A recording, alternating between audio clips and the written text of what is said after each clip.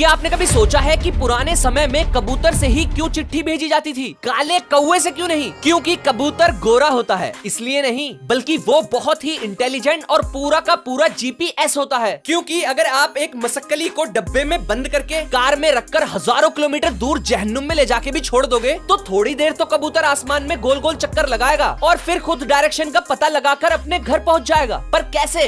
इसका actual reason scientist भी नहीं जानते। बस उनका मानना है कि ये सूरज और अर्थ के मैग्नेटिक फील्ड से शायद अपने घर की